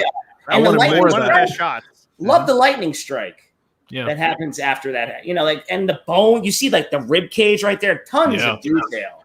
I wanted more of that King Shark. I think just on the whole, in regards to just comic book films getting adapted, we're just now at the point where there are so many to choose from. Not every single one of them that are going to come out now are going to be just total bangers through and through. Everyone's going to have a very different opinion on them. I mean, look at Black Widow. Black Widow is probably the first Marvel movie I've seen in a long time to be like kind of a divide as far as like fans and general audiences and things like that. It didn't really, we're still in the pandemic, sure, but it still did kind of well, all things considered, if you include the Disney Plus Premier Access funds and the worldwide box office and things like that. But even still, just among like hardcore comic book fans, it's comparison to other superhero films that have come out in the last 10 years, give or take. People are like, eh. So the real testament's really going to come with like Shang-Chi, Venom, Let There Be Carnage, and I still haven't seen Black Widow. God damn it. That's funny. But Shang-Chi, Eternals, Venom, Let There Be Carnage, Spider-Man, like these newer properties are some that are more established and actually have a lot of popularity to them. Like Spider-Man, I'm really curious about, because that's $1 billion franchise, and I'm really, really curious to see what that box office is going to look like come December. If they don't move it. If they do not move it, They right? don't move it, exactly. So, I mean, kind of branching off of 187's comment here, everyone in the chat, 1 out of 10, what did you give the Suicide Squad? I want to know what you guys thought of the movie. Basically, 1 out of 10. Was it a 5? Was it an 8? Was it a 9? Was it a 7? Go ahead and put that in the chat and to let us know what you guys think, and I'll pull it up on the screen. But the other thing about his comment is that, okay, we obviously haven't seen the Ayer cut. Mm-hmm. Do you think there's even a remote chance that we ever see this movie after this one has come out? I would say I'm leaning almost towards no. Because pick it up on Amazon and read it. Which is another reason why I wanted you to come on. So you've been reading the novelization of Suicide Squad. Yeah, I have been. It's been. Now, is there a huge difference? I mean, the first 15, 20 pages is literally all Enchantress finding the cave and like building up her character, and then she gets infected, and then it moves to like Harley and Joker, then to Deadshot. Like the main three characters that they start off with is Enchantress, Deadshot, and Harley, and then it branches off into them going into Belle Reve. Like there's a lot more like build up to the characters. Like there's no flashbacking, there's none of that. And especially during like the Amanda Waller scene, what I actually read it last night when they're at the dinner with the Washington officials, there's no exposition on any of the characters. They're literally talking about Superman. They're like, what if the next Kryptonian will like be bad? And she's like, I'm assembling the task force. None of the names of even the members are brought up. It's just, it has a very different feel. There are like some parts that are like the same. Like a lot of some of Deadshot stuff is pretty much similar, except for like Batman when he counters him. The fight's pretty longer and brutal, but it's really good though. I prefer it over this movie. I'm reading it and I'm preferring it more than watching it. And I wonder if his cut is closer to that. I mean, we saw the comments. Who was it? Was it Charles Roven who was talking about it, saying how that there was a studio cut, there was an Ayer cut, and then they basically tried to combine, mix them all together, which is a horrible idea. Yeah.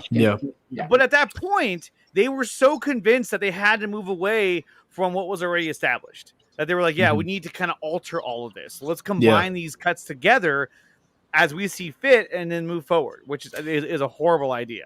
I mean, even the dialogue in the novel is a bit different. Like there's stuff that's similar, but like the way it flows, like when you read it, I'm thinking about like Studio Squad and how like that movie played out. It is very different. It is.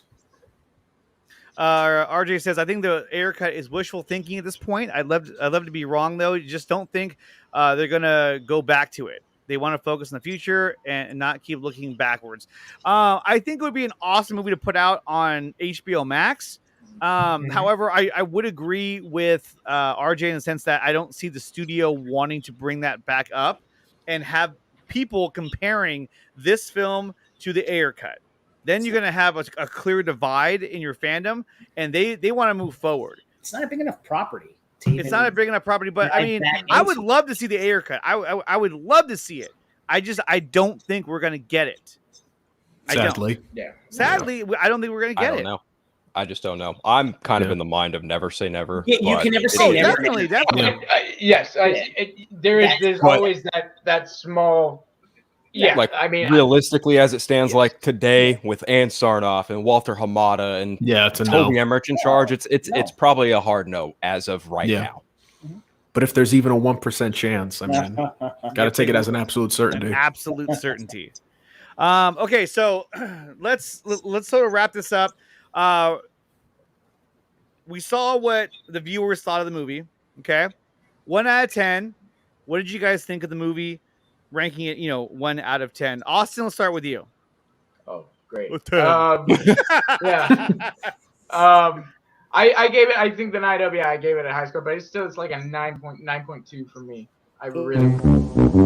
I'm kidding. I just wanted to do that. We still love you, Austin. We still love you, Austin. So you said 9 out of 10. Yeah, for me. It was a near flawless movie. Yeah, 9.2. There are some gripes.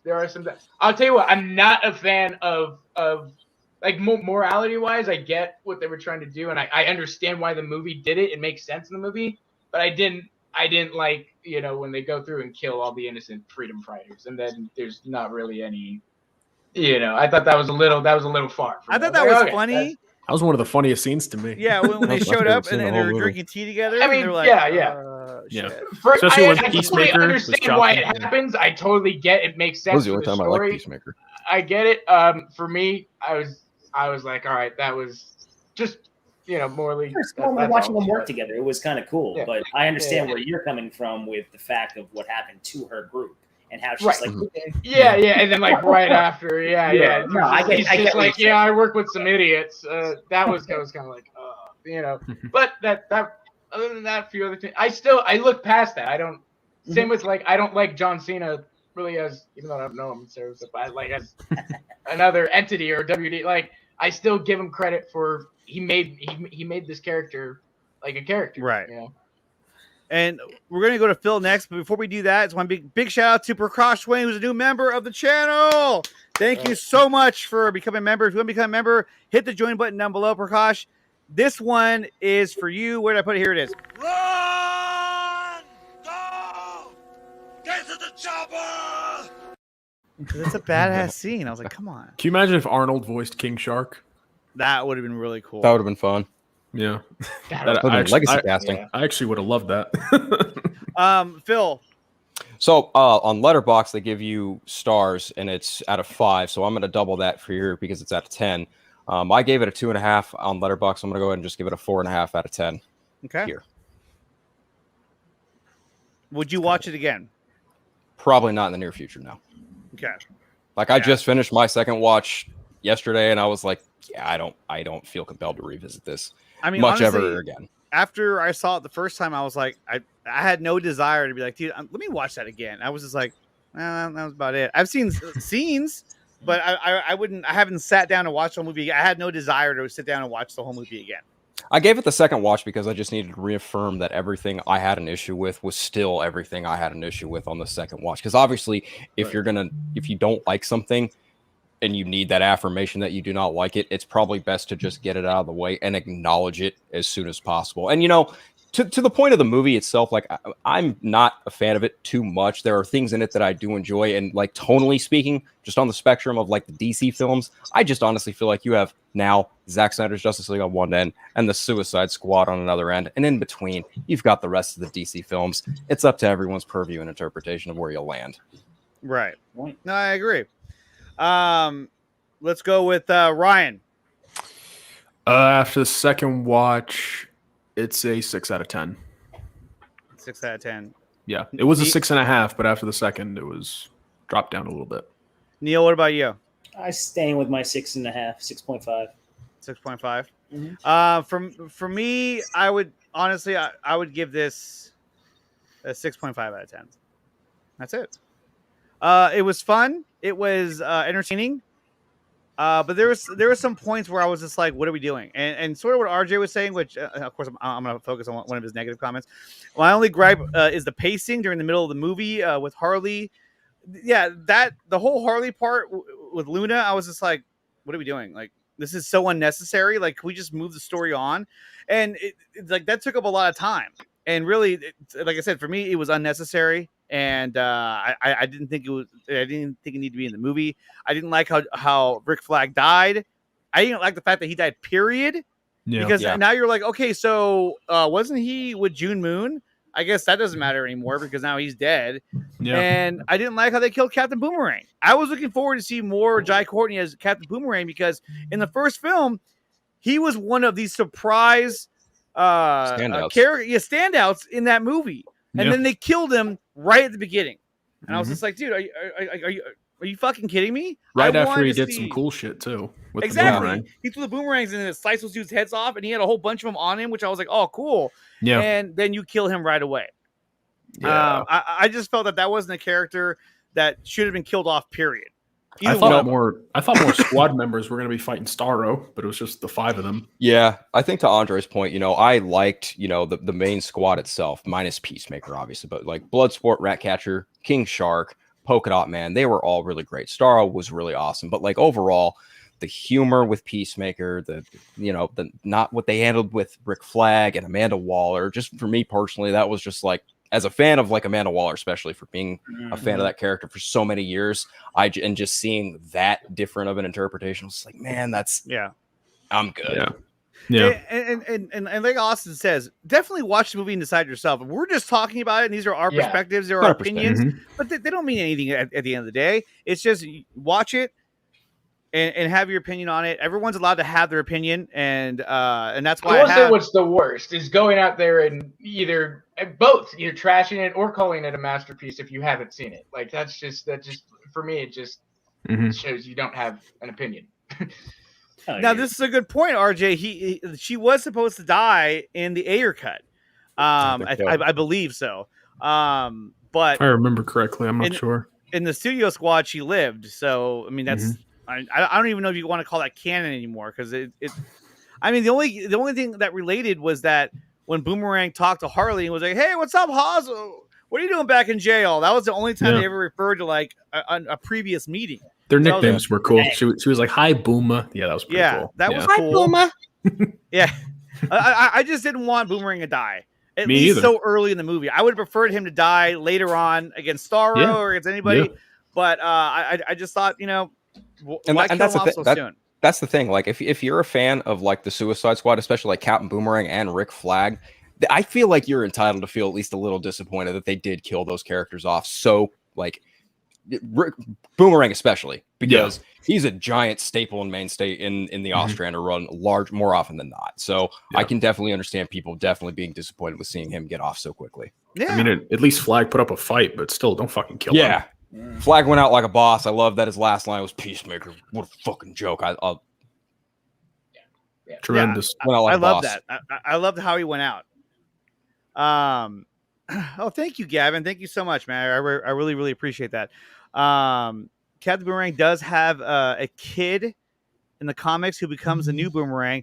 Now, that is true. So, like, I mean, they could resurrect his character by doing that.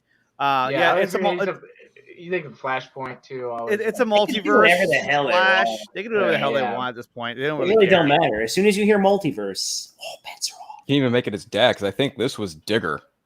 It might have been George, but I think this might have been Digger. So you could, bring in the dad, like the OG Captain Boomerang. But again, I don't recall if this is Digger or George Harkness. But I really like Jai Courtney. I really like Jai Courtney. He's oddly so good in this role. Just bring him back and give him a gray streak as makeup. I don't know. In a lot of the roles that Jai Courtney does, I don't like. I didn't like him in Terminator Genesis. I didn't like him in Divergent. I didn't like him. I don't really like him in a lot of things that he does. Except Suicide Squad. But this character he did extremely well. Like I said, he was a standout character in the first one. I was like, wow, I did not think I would like Jai Courtney in this movie. He's fucking badass, and then he's dead. Yeah. You said multiverse like it's a real thing. Actually, yeah, we don't even know unless it's only a real thing if they want it to be a real thing. So yeah, to WB, it's just it's a blanket term. Real when it's used. Yeah. Yeah, it's real. It just means they can't. good. They cannot use Zach's universe. So let's wrap this up. World's Finest is starting right now. So if you guys can't jump over to World's Finest, check out their stream. It's going to be another fire stream. They're probably going to be talking about the same things that we're talking about right now. I want to thank everyone who came out here. Neil, Ryan, Phil, Austin, Matt Jarbo, who was here earlier, and Anthony over at the ACS Universe. Thank you. Thank all you guys for coming out here. Let's go around the horn real quick. Where can they find you, Neil? You guys can find me, the Irregular Neil, on YouTube, Irregular Neil on Instagram, and come take a ride on the irregular side, everybody, because why wouldn't you want to? Ryan. You guys can find me on my Twitter, The Real Burn Sorry, Jesus Christ. I'm thinking about this movie. You can find me on my Twitter at The Real Burn. You can also find me on my YouTube channel, The Real Burn Productions, and my Instagram, Rye_Rivera. And Stan Baycatcher. Yeah. There you go. Phil. If y'all want to follow me along on Twitter, Vero, Instagram, just at Unfiltered. And if you want to listen to my shows, just search for Superhero Stress, The Eternal Night, and The Magic of Movies, all on Apple Podcasts, Google Podcasts, and Podbean. And Austin. Yep, and then you can find me at the Pop Culture Corner or on Twitter at AlienLV1023. Pretty sure, yeah. And Cygnus has some words for you, apparently. Yeah. Cygnus has a lot to say to me, apparently, but won't say it to me directly. So we'll see if he DMs me or something.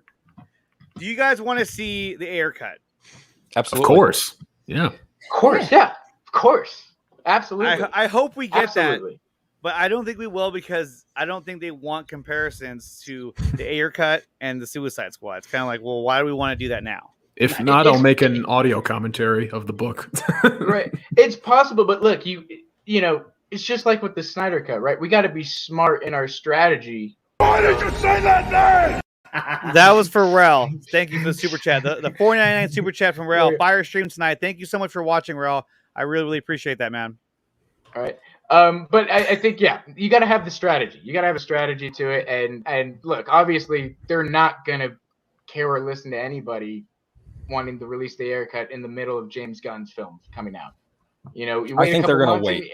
And you see. Yeah. I would hope that you wait and then you start this up again and really start to get the Schumacher cut before you got the Ayer cut. And it's like, look, you know, when the Snyder Cut was ramping up, like really, really ramping up, you had Gal Gadot, you had Ben Affleck tweeting out the hashtag. This time, you had the actors from the previous movie being asked point blank by like variety checkmark people, you know, like they're getting asked point blank, would you like to see? And they're all just saying yes.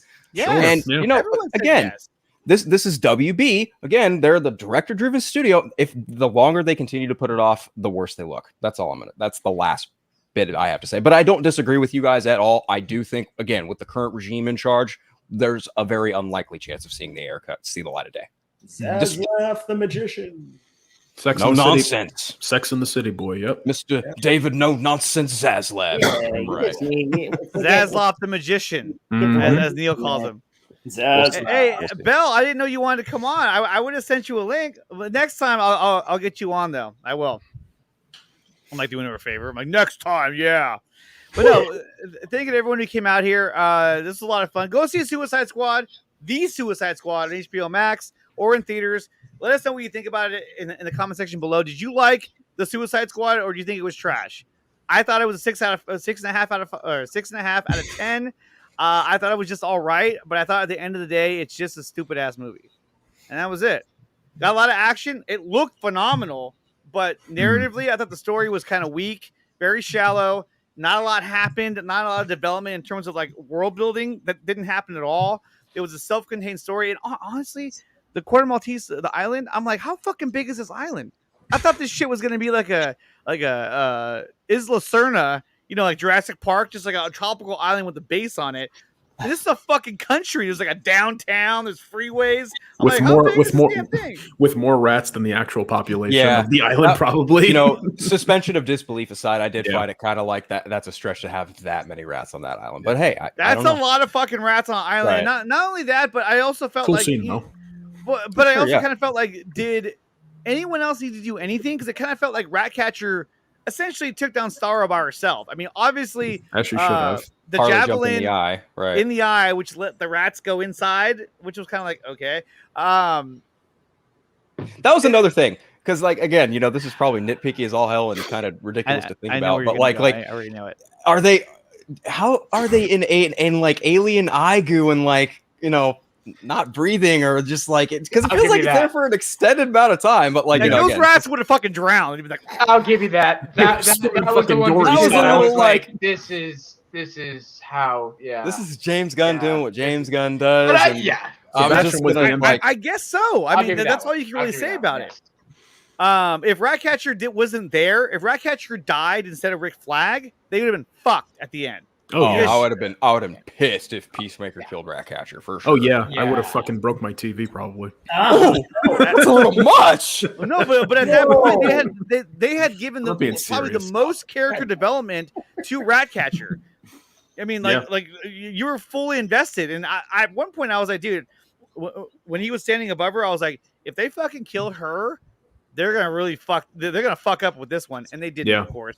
Although when a Bloodsport is coming down on those concrete slabs, I was like, okay, he would have shattered fucking legs, but Oh, I was whatever. trying to figure that one out. I was like, does he But- have a mechanical suit with a vertebrae thing? Is I that get what Or that does he too, have but some it was metahuman cool. advancements? But it was Yeah. cool. Like, Super I reinforced. enjoyed it. It was when very he cinematic, you know, and Exactly. then he lands and When then he he's going landed- against his rival right Oh, there. right. So, you know, like, I don't try to find any practicality. though. exactly. Like Yeah. that went out the window. It was like, don't even like Harley there's a lot of jumping movie you watch- Matrix style with the Yeah. Yeah. Oh, you saw that? javelin. Yeah. I mean, yeah, like that shit's cool. All right, they're fucking in a comic book world. Like, I'm down. That's it. I Let's mean, go. like I said, his legs would have been shattered, but like the shot when he came down and then he landed on that platform, I was like, that's a badass shot. Yeah. Like, if And there then was he some fucking really shoots cool through the shots. bullet. That's a cool. Oh, that was a yeah. cool scene. Yeah. Yeah, he shoots through the bullet. I was like, fuck yeah. And again, a connection.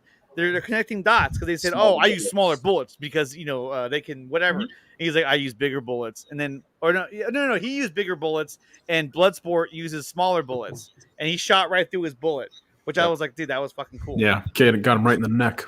In the neck. Somehow he lived. Whatever. It's like, damn, I didn't like, I did not like the, what do you call it? The analysts that were part of the crew. Waller's team. I did not like those two. I really wanted them to die. It's and not they that I didn't didn't die. like them. I just thought they were kind of useless, to be honest. I mean, I did like the part where they were like betting on the squad. That was kind of like a cool like character moment for them, like placing money on who's going to die. But then afterwards, they just became kind of useless to me. I think that little IT team was more or less James Gunn being nice to a lot of his like friends in the film industry. Because I know one of them was definitely his girlfriend. Like I think Harcourt, Amanda Waller's assistant, was definitely his girlfriend. Jennifer Holland, I think her name is, something like that. So Maybe. I was hoping they were going to die, and they never did. But now they're going to be, you know, Peacemaker's like new team, I guess. So Yay! we'll see how that turns out. Look for that on HBO Max, you guys. Look for that on HBO Max. All right. So as we end this, any parting words for everyone watching at home? Release the Ayer cut. Release the Ayer cut. Austin? There you go. I'll go with Ryan's though. I'll say this. Release the haircut. I'll be nice. Yeah, release the haircut. All right. Go watch Suicide Squad, the Suicide Squad, and you know, have an opinion of your own. You heard our opinion. Now go watch this movie and tell us what you think. And Like I said, if you and want to empty leave your your hat. comments, yeah. Empty the hat. Don't listen to the opinions you heard. Don't hype yourself. Expectations, people. Once you set your expectations, so when you hear all these different things, it's when you fuck yourself. Go in empty and enjoy entertainment and stop worrying about what every fucking YouTuber has to say. Okay? Exactly. How about Don't be- that? Just Don't worry be How sheep. about that? what we talk about. That's it. Yeah. Yeah, Our worry opinions about matter ourselves. the most. The most, it. the No, absolute no, but most. seriously, Subscribe to yeah. all of our channels. Yeah. And We all follow us do all on something social different. media. All give Yeah. something different. But at the end of the day, I'm sorry, but this film, it still falls into the universe of DC's What the Fuck. It's still in there. They haven't gotten out of it yet. Hopefully, the Flash will bring them out. Big shout out to the patrons of the show. Phil's one of them as well. Thank you, Phil. And Irregular Neil as well is a patron. And guys, if you want to switch from the Patreon over to be a member, I'm cool with that as well. But thank you to all you guys who are patrons of the show, and I have to make one for the members: Sickness and DC Talk with Extended, and Prakash and Fear Jason who joined today. Thank you so much. Subscribe to the channel, smash the like button, and hit that bell notification button so you're always notified of any new content my channel puts out. Guys, thank you so much for joining us. This was a lot of fun. Yeah, thanks for the Plenty invite. of fun. Thanks for the invite. Absolutely. Good Of time. course, you guys. Awesome. And until next time, guys, check out Irregular Neil over on Instagram because he's been banned off of Twitter. Check out Ryan on Twitter and also The Real Burn on YouTube. Check out Phil Barker Unfiltered on Twitter and Superhero Stress as well, his podcast. And check out Austin over on Pop Culture Corner. They just had the stunt double for Polka-dot Man. Fire. Yeah. Awesome. And he's really cool. He did work for 300 Rise of Empire with Zack Snyder, and he's been on a lot of really cool stuff. So, I'm gonna check that out. That's rad. In a little bit, I'll watch it. Yeah, I was at work earlier, so I couldn't watch it, but I was like, oh man. But yeah, definitely check that out, guys, and we'll see you guys next time.